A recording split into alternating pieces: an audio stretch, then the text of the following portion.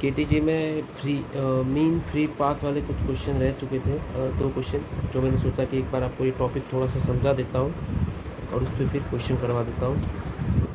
तो पहले मैं टॉपिक समझ लेते हैं बेटा। Mean free path, mean free path क्या होता है कि average distance, mean free path होता है बेटा एवरेज डिस्टेंस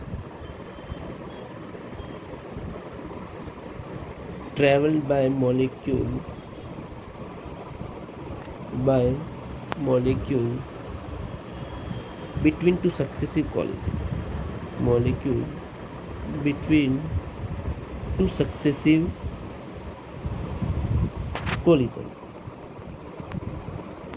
ठीक है, ये तो हो गया अब इसका डेफिनेशन मीन फ्री पाथ का। मॉलिक्यूल्स, अब क्या होता है बेटा कि कंटेनर में जब भी मॉलिक्यूल्स होते हैं तो उनका जो कोलिजन होगा वो बहुत फटाफट होता रहेगा। क्यों? क्योंकि कंटेनर बहुत ही छोटा है। तो होगा क्या, हमेशा मान सकते हैं अगर ये समझ लो इससे टकरा गया या फिर इससे टकरा गया, इनका तो पाथ जब भी ये टकराएगा तब उस वक्त हम मान सकते हैं कि इनका पाथ कैसा होगा, स्ट्रेट लाइन होगा विद इन द कंटेनर। ठीक है, तो उनका पाथ हम कैसा मान लेंगे, स्ट्रेट लाइन मान सकते हैं। जब भी उनके 2 सक्सेसिव कोलिजन होते हैं तो उनका पाथ हम कैसा मान सकते हैं बेटा, कोलिजन स्ट्रेट लाइन मान सकते हैं बिटवीन 2 एनी सक्सेसिव कोलिजन। तो ये सीधा यहाँ पे जाके इस पे टकराएगा या फिर इस पे टकराएगा या फिर किसी भी टकराए, वो सीधा ही टकराएगा स्ट्रेट लाइन में। लेकिन जब भी लीकेज वगैरह होता है तो आपने देखा होगा कि कई बार गैस एक ही जगह पे इकट्ठा हो जाती है। जैसे कि यहाँ पे कहीं आपको सूरत में कहीं पे भी अगर पॉल्यूशन लगेगा तो दूसरी सिटी में, पास वाली सिटी में आपको नहीं दिखेगा। क्या वो गैस वहाँ पे एक्सपांड हुई है, क्या नहीं हुई? तो मतलब कि इसका पाथ होता है वो लिमिटेड होता है। ठीक है, और अगर बड़ा बड़ा पाथ होगा तो ऑफकोर्स उनके बीच में कोलिजन नहीं होगा तो उसका पाथ भी स्ट्रेट नहीं होता है। ऐसा नहीं कि वो स्ट्रेट ही चलता रहता है, लेकिन अगर कोई कंटेनर हो छोटा सा तो उसमें ऑफकोर्स उनका पाथ कैसा होगा, स्ट्रेट लाइन होगा in with in the container, हम मान सकते हैं ऐसा। अब बात करते हैं इनका टकराने की पॉसिबिलिटी कैसी। जितना बड़ा रेडियस होगा, समझ लीजिए अगर ये कोई भी ये मॉलिक्यूल्स अगर इस D is a diameter of the molecule के बीच में अगर आ जाता है, समझ लीजिए अगर ये इस तरह से इतने वाले पाथ पे जा रहा है ये वाला मॉलिक्यूल, अगर ये वाला मॉलिक्यूल यहाँ पे कहीं पे आ जाता तो ऑफकोर्स इससे क्या हो जाता है, कोलाइड हो जाता। ठीक है, तो ये तो इसके टकराने की पॉसिबिलिटी होगी। और ये इतना खास टॉपिक नहीं है, लेकिन फिर भी इसके कुछ फार्मूलाज जो अपने को याद ही रखने हैं, तो है ना। तो ये तो हो गया इसका टाइम। ठीक है, किस टाइम पे ये टकराएंगे, तो उसका फार्मूला क्या बेटा, 1/n। n क्या है बेटा, number of molecules per unit volume.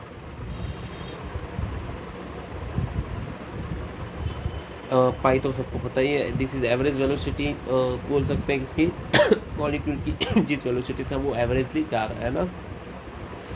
और D is the diameter of the molecule. अगर मैं टाइम और वेलोसिटी को मल्टीप्लाई कर दूँ तो मुझे क्या मिल जाएगा बेटा, एक लेंथ मिल जाएगा जिसको हम फ्री मीन लेंथ बोलते हैं। ठीक है, मीन फ्री पाथ बोलते हैं। ठीक है, तो ये आ गया इसका मीन फ्री पाथ का फॉर्मूला। और ये क्या है बेटा, average distance travel by any molecule between 2 any successive collision. ठीक है, और अगर इसी का एक और भी फॉर्मूला बेटा एडवांस थोड़ा सा, अगर हम इस एवरेज वेलोसिटी को VR से अगर रिप्लेस कर देते हैं तो इसका जो मीन फ्री पाथ का फॉर्मूला आता है कुछ ऐसा आता है, जो अपने को डायरेक्टली याद ही रखना है। इसका कोई डेरिवेशन अपने को करना नहीं, तो मैंने डायरेक्ट इस फॉर्मूले को लिख दिया है। बस इसमें चेंजेस क्या है, ये √2 का। ठीक है, तो ये आ गया मीन फ्री पाथ इसका, जब भी हम इसको VR से थोड़ा सा और मतलब एक्यूरेट आंसर देगा, और कोई इसका खास नहीं है। ठीक है, तो हम इसी से रिलेटेड एक क्वेश्चन कर लेते हैं बेटा। एग्जाम्पल 13.9 जो हमारा बाकी था, मीन फ्री पाथ जिसका टॉपिक है, estimate the mean free path of the water at water pressure दे रखा, वेपर दे रखा है, उसका टेम्परेचर दे रखा है 373, मतलब कि बॉइलिंग पॉइंट पे है वो। Use information in exercise 13.1। ठीक है, 13.1 से हम डायमीटर ले लेंगे उसका, और कुछ वैल्यूज़ इसने बोल रखी 13.41 में कुछ वैल्यूज़ दे रखी जो कि यहाँ पे लिखी हुई है। आप टेक्स्ट बुक में देख सकते हो वैल्यूज़। अगर क्वेश्चन पूछा जाता है तो उसमें ये वैल्यूज़ आपको गिवन होगी, क्योंकि क्वेश्चन में भी मेंशन है, तो ये वैल्यूज़ आपको गिवन होगी। The D4 water vapour is same as that of air, मतलब कि एयर और वाटर का हम सेम मानेंगे यहाँ पे।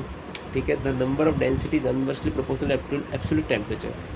अब हम अगर मुझे नंबर्स पता है और इसका डायमीटर पता है, तो मैं यहाँ पे इसका फ्री मीन पाथ अगर निकालता हूँ, L फार्मूला लगा के 1/n/d वाला फार्मूला अगर मैं यूज़ करता हूँ, तो मैं यहाँ पे मुझे क्या मिल जाएगा बेटा, इसका मीन फ्री पाथ मिल जाएगा, जिसकी वैल्यू क्या आई बेटा, n/d²। सॉरी मैंने फॉर्मूला गलत लिख दिया, L is equal to 1/n πt², ठीक है। तो इस फॉर्मूले को अप्लाई करके मैं यहाँ पे क्या निकाल सकता हूँ बेटा, इसका मीन फ्री पाथ निकाल सकता हूँ और इसको फिर कंपेयर कर सकता हूँ। मुझे एस्टिमेट ही करना था वैसे।